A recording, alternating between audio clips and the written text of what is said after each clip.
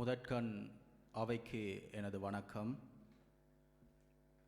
கடல் கடந்து தமிழீழ மண் வாசனை எப்போது என் சிரசு கிட்டுமோ எனும் ஏக்கத்தில் இவ் அரங்கில் திரண்டு வந்திருக்கின்ற எனது பேரன்புக்கும் பெருமதிப்புக்கும் உரிய என் உயிரிலும் மேலான தமிழ் சொந்தங்களே, இன்றைக்கு 35 வருடங்களுக்கு முன்பதாக, அதாவது 1983ஆம் ஆண்டு அந்த மண்ணிலே நான் பிறந்தேன். அன்று தொடக்கம் இன்று வரை ஒரு தமிழனாய் நான் சுதந்திர காற்றை சுவாசித்ததே கிடையாது.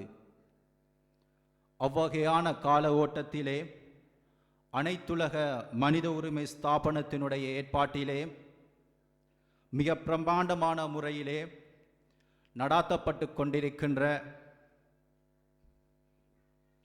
தமிழ் இனத்தின் மேல் ஆறாத ரணமாக, அக்கினி காம்புகளாக சுட்டெரிக்கப்பட்ட எம் கல்வியாம் யாழ் நூலக எரிப்பின் 37 ஆண்டு நினைவை நினைவு கூறும் முகமாக தென் தமிழீழத்திலிருந்து வருகை தந்து உங்களுடன் கலந்து கொள்வதையிட்டு மற்றற்ற மகிழ்ச்சி அடைகின்றேன்.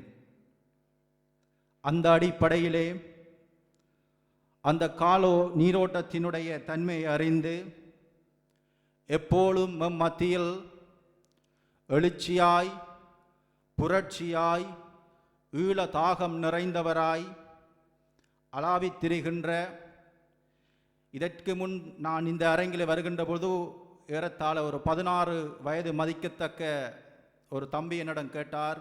இந்த யாழ் நூலகம் சம்பந்தமாக பல கேள்விகளை என்னிடம் தொடுத்திருந்தார். ஆகவே அண்ணன் கஜன் அவர்கள் அதிகம் படிக்காவிட்டாலும் யாழ் நூலகம் சம்பந்தமாக இந்த பிரான்ஸ் நகரிலே ஒரு அதிர்வை ஏற்படுத்தியிருக்கின்றார். அவர் கல்வி ஆய்வு சம்பந்தமான பல விடயங்களை தன்னுடைய பாடசாலையில் நடத்தியதாகவும் அது சம்பந்தமான பல ஆய்வு சம்பந்தமான பல கேள்விகளை கேட்டார். ஆனால் கற்றோர் அறிஞர்கள் இருக்கின்ற இந்த அவையிலே இந்த நாட்டிலே செய்ய முடியாத ஒரு கைங்கரியத்தை செய்து முடித்த எனது பாசமிகு அண்ணன் கஜன் அவர்களை நான் பாராட்டுவதில் மகிமை கொள்கின்றேன். அத்தோடு எனக்கு முன்பதாக சிறப்புரையாற்றி அமர்ந்திருக்கின்ற அன்பர்கள், இன்னும் மாற்ற இருக்கின்ற பெருந்தகையோர் மற்றும் இங்கே சிறப்பான முறையிலே நடனங்கள் ஆடிச் சென்ற சிறுமிகள், தங்கைகள், இதை நெறிப்படுத்திய ஆசிரியர்கள் மற்றும் இளையோர், அமைப்பு சார்ந்தவர்கள், ஊடக நண்பர்கள், உங்கள் அனைவரையும் இந்த இடத்தில் விழிப்பதோடு வரவேற்புரை நடத்தி சென்ற ஆசிரியர், சிறப்பாக தொகுத்து வழங்கிக் கொண்டிருக்கின்ற ஆசிரியர் மற்றும் தமிழ் சார்ந்த யுத்தியிலே தாங்கள் மென்மேலும் வளர வேண்டுகின்ற நம்பிக்கையிலும் யாழ் நூலகம் சம்பந்தமாக நான் சிறந்த அறிவு பெற வேண்டும் என்ற வகையிலும் இங்கே வருகை தந்து அமர்ந்திருக்கின்ற பெரியோர்களும் உங்களையும் வரவேற்பதில் மகிழ்ச்சி அடைகின்றேன். நான் சொல் தவறக்கூடாது என்பதற்காக எழுதி வந்து படிக்கின்றேன். காரணம், சொல் தவறினால் நான் தாயகம் செல்ல முடியாது. 1981ஆம் ஆண்டு ஆனி மாதம் 1ஆம் திகதி இரவு 10 மணி போல் சிங்கள பேரினவாதத்தின் நாசிகளான அமைச்சர் காமினி திசாநாயக்கா மற்றும் சிரில் மேத்யூ, காவல்துறை மா அதிபர் மற்றும் பிரிகேடியர் பிரித்தோங்கா அவர்களின் ஒத்துழைப்பிலே நூலகத்தின் பெயரால் எம்மேல் தமிழின அழிப்பு மேற்கொள்ளப்பட்டது. இதில் ஏறத்தாழ 97,000 அரிய நூல் வகைகளும் தமிழின வரலாற்று ஆதார பொருட்களும் பைந்தமிழ் இலக்கிய சுவடிகளும் மனிதனுடைய உடலிலே இருந்து குருதியானது வடிந்து எப்படி ஒரு மனிதன் இறக்கிறானோ அதே போன்று தமிழர்களுடைய வாழ்வியலில் பொக்கிஷங்களாக திகழ்ந்த அந்த நூலகமானது சிங்கள திட்டமிட்ட அராஜகத்தினால் சிக்கி சாம்பலாகியது. இவை எமக்கு எதை கற்றுத்தருகின்றது என் அன்பார்ந்த சொந்தங்களே? இவற்றின் உள்நோக்கம்தான் என்ன? சீன தேசத்திலே மாசே துங் ஒரு சமுதாயத்தை அமைத்தார். அது சிவப்பு சமுதாயம். அமெரிக்க தேசத்திலே மார்ட்டின் லூதர் கிங் ஒரு சமுதாயத்தை அமைத்தார். அது கருப்பு சமுதாயம். ஆனால் உலகம் பூராகவும் பரவி கிடக்கின்ற முகவரியற்ற எமக்கு தமிழர் என்கின்ற அடையாளத்தை அமைத்து தந்தவர் அவர்தான் தமிழ் இனத்தின் மேக தலைவர் வேலுப்பிள்ளை பிரபாகரன் அவர்கள் என்பதற்கு அமைய அவர் அமைத்து தந்தது வெறும் தமிழினத்தின் அடையாளம் மாத்திரமல்ல, சர்வதேச நியாயாதிக்கத்தின் தன்மைக்கேற்ப தனி நாட்டுக்கான ஒரு அங்கீகாரம் எப்படியாக அமைய வேண்டும் என்பதற்கு அவர் எமக்கு அமைத்து காட்டியவைகள். நீர் கொழும்பை தொட்டி நிற்கும் நிலத்தொடர்பை அமைத்து தந்தார். உள்ளக கட்டமைப்புகளை சிறப்புட அமைத்து தந்தார். கடல் வான் தரை எனும் முப்படைகளையும் உருவாக்கியிருந்தார். இன மொழி கலை கலாச்சார விழுமியங்களை பறைசாற்றுகின்ற கல்வி போன்ற விடயங்களை எம்மத்தியிலே வலுப்படுத்தியிருந்தார். இவைகளாவன ஒரு தேசத்தை உருவாக்குவதற்கு முக்கிய காரணிகளாக அமைய பெற்றிருந்தன. அவை அனைத்துமே எமக்கு அமைந்திருந்தது. ஆனால் சிங்கள வெறி கொண்ட பேரினவாத அரசானது சர்வதேசத்தின் உதவியுடன், குறிப்பாக இந்தியாவின் ஒத்துழைப்புடன் எமது தூரநோக்கான வளர்ச்சியை அறிந்து எம்மை திட்டமிட்டு அழிப்பதற்காக வடிவமைத்ததுதான் யாழ் நூலக எரிப்பாக எம்மால் பார்க்க முடியும். ஆகவே எமது கல்வியை அளிக்கின்ற போது, எமது கலாச்சாரத்தை அளிக்கின்ற போது, எமது மொழியை அளிக்கின்ற போது, எம் இனத்தை அளிக்கின்ற போது, எமது கடல் வான் தரை என முப்படைகளையும் அளிக்கின்ற போது, எமது உள்ளக கட்டமைப்புகளை அளிக்கின்ற போது, எமது நில தொடர்பாக இருக்கின்ற தற்பொழுது அளிக்கப்பட்டு கொண்டிருக்கின்ற முல்லைத்தீவு கூடாக கொக்குழாயை அழித்துக் கொண்டு கொக்குழாயை இடத்தை பிடித்து முல்லைத்தீவையும் பிடித்து எமது நிலத்தொடர்பை அழித்துக் கொண்டிருக்கிறார்கள். இதே போன்று அம்பாறை மாவட்டத்திலே கல்லோயா குடியேற்ற திட்டத்தின் மூலமாக பல குடியேற்ற திட்டங்கள் ஆரம்பிக்கப்பட்டு எமது நிலத்தொடர்பு தொடர்ந்தும் அளிக்கப்பட்டு வருகின்றது. இப்படியாக எம் இனத்தின் அடையாளங்கள் எல்லாம் துடைத்தெறியப்பட்டு அநாதர்வர்களாக அடங்கி கிடப்பார்கள் என்றே சிங்கள பேரினவாதம் எம்மை சிந்தித்தது. ஆனால் ருவண்டாவில் நடைபெற்றதோர் இனப்படுகொலை, ஆர்மேனியாவில் நடைபெற்றதோர் இனப்படுகொலை, யூகோஸ்லாவியாவில் நடைபெற்றதோர் இனப்படுகொலை, நாசி ஜெர்மனியில் மேற்கொண்டதோர் இனப்படுகொலை. ஆனால் ஈழ தேசத்திலே நூலகத்தை எரியூட்டியதும், கல்வி பங்கீடு திட்டத்தை கொண்டு வந்து எமக்கு கல்வியை கற்க விடாது தடுத்தலும், பொசுப்பரஸ் குண்டுகள் வீசியதும், காணாமல் லாக்கச் செய்யப்படுதலும், குடியேற்றங்கள் செய்யப்படுதலும், ஒரு கற்பிணி தாயானவள் தன்னுடைய வயிற்றிலே குண்டு அடிபட்டு தன்னுடைய வயிற்றுக்குள் இருக்கின்ற குழந்தையினுடைய பாகங்கள் வெளியாக தெரிவதும், இப்படியாக சதை வேறாக துண்டு வேறாக இரத்தம் வேறாக அலைந்து திரிந்த எம் சமுதாயமானதே சர்வதேச வியாக்கியானத்தின் பிரகாரம் இதோர் இன அழிப்பாக நாங்கள் பார்க்க முடியும். சர்வதேச வியாக்கியானமும் இதைத்தான் கூறுகின்றது. ஆகவே தெற்காசியாவிலே மிக மோசமான திட்டமிட்ட இனஅழிப்பால ஆரம்பமே யாழ் நூலகமாக நாங்கள் பார்க்க முடியும். இன்றைக்கு எமது பிள்ளைகள் இருக்கின்றார்கள். எமது பிள்ளைகளை பார்க்கின்ற பொழுது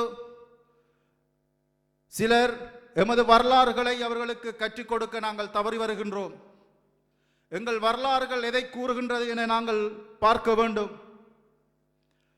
இன்றைக்கு இந்த யாழ் நூலகம் சம்பந்தமான எரியூட்டல் சம்பவம் நடக்கின்ற பொழுது நாங்கள் எமது பிள்ளைகளுக்கு அவற்றை கற்றுக் கொடுக்க வேண்டும். எமது வரலாறுகளை அவர்கள் அறிந்து கொள்ள வேண்டும். இன்றைக்கு நாங்கள் குறிப்பிட்ட வயசானவர்கள் இந்த அரங்கிலே இருக்கின்றோம்.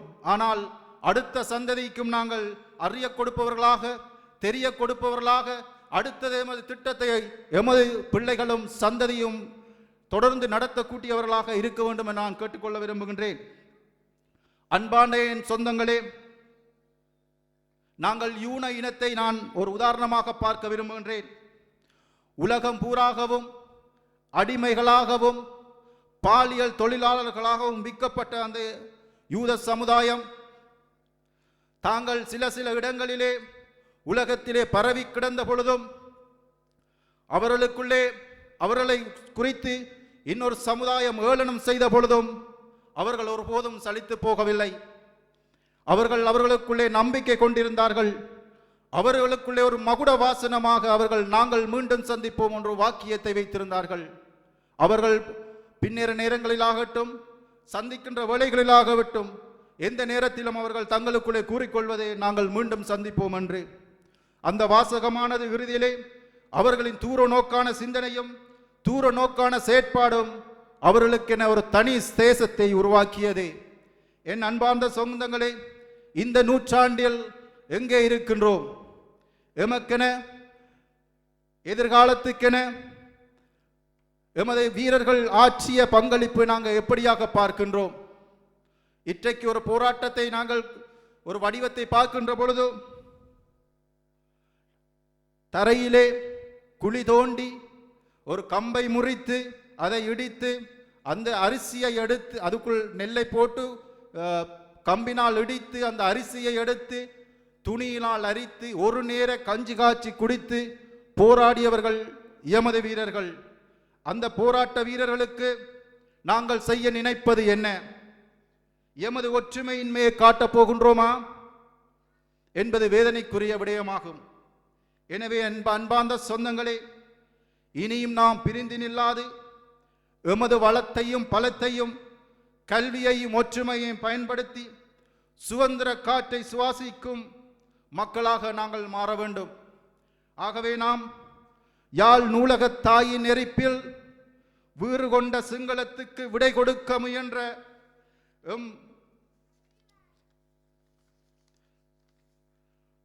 விடுதலை சொந்தங்களுக்கும் தேச விடுதலைக்காய் ஆகுதியாகிய மாவீரர்களுக்கும் செய்கின்ற நன்றி கடனாகும்.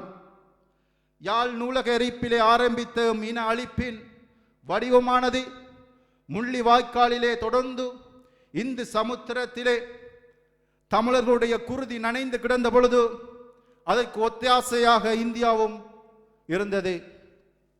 இந்தியாவினுடைய நிலைப்பாடோ ஏறத்தாழ 10 கோடி தமிழர் இருக்கின்ற தமிழ்நாட்டிலே அவர்கள் தனி அரசு கோரினால் தங்களுடைய நாட்டிற்கு அது அபகீர்த்தியும் தங்களுடைய நாட்டு பிளவுக்கு அது முன்னுதாரணமாக கோரிவிடும். ஆகவே ஏறத்தாழ இலங்கை தேசத்திலே இருக்கின்ற தனி நாடு கோருகின்ற 3 மில்லியன் தமிழ் மக்களை நாங்கள் அளித்தால், அவர்களை நாங்கள் சுக்குநூறாக்கினால், தமிழ்நாட்டிலே இருக்கின்ற ஏறத்தாழ 10 கோடி தமிழர்கள் இந்த வகையான ஒரு செயற்பாட்டுக்கு இறங்க மாட்டார்கள். பழமை வாய்ந்த இனம் இந்த தமிழின் சின்னொரு நாட்டிலே இருந்து ஒரு தனி நாடு கோரினால் இந்த பெரிய நாட்டிலே இருக்கின்ற இந்த தமிழர்களும் தனி நாடு கோருவார்கள் என்கின்ற தூர நோக்கான ராஜதந்திர சிந்தையே அவர்களுக்கும் அந்த இந்திய தேசத்துக்கும் இருந்தது. எனவேதான் அன்பார்ந்த சொந்தங்களே, அந்தந்த நாடுகளிலே புலம்பெயர்ந்து வாழ்கின்ற நீங்கள் எம் தேச விடுதலைக்காய் திறக்கப்பட்டுள்ள கதவுகளை நாம் பார்க்க வேண்டும். எமது ஒற்றுமையை தாயகத்திலும் புலத்திலும் வலுப்பெறச் செய்ய வேண்டும். எம்மால் ஏற்படுத்தப்பட்ட இவ்வியாழ நூலக எரிப்பு தொடக்கம் இன்றைய குடியேற்றம் வரை இன அழிப்பு என்பதனை மெய்ப்பித்து நீதி பொறிமுறையை அணுக வேண்டும்.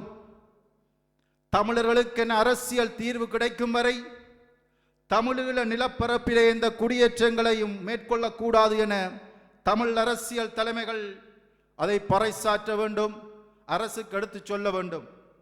தொப்புள் கொடியுடன் இணைந்து தொப்புள் கொடி உறவுகளுடன் இணைந்து போராட்ட யுத்தினை ஏற்படுத்தி இன்னும் சில காலம் புலத்திலே உள்ள உறவுகளின் எழுச்சி அதிகரித்து முள்ளிவாய்க்காலில் ஆயுதம் மௌனிக்க செய்யப்பட்ட பொழுது தமிழீழ விடுதலை புலிகளின் தலைவர் அவர்கள் கூறியது, புலம்பெயர்ந்து வாழ்கின்ற இளைஞர்களிடத்திலே என்னுடைய போராட்டத்தை விட்டு செல்கிறோம் என்று.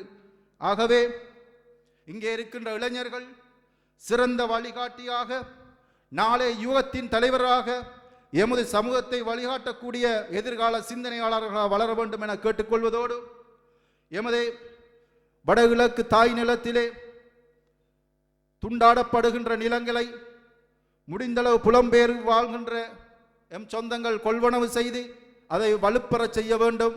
நாங்கள் நிலத்தொடர் பற்றி போகின்ற பொழுது எமது எந்தவித போராட்டங்களோ எந்தவித கைங்கரிகளோ வாய்க்காமல் போகும் என்பது உறுதியான செயற்பாடு.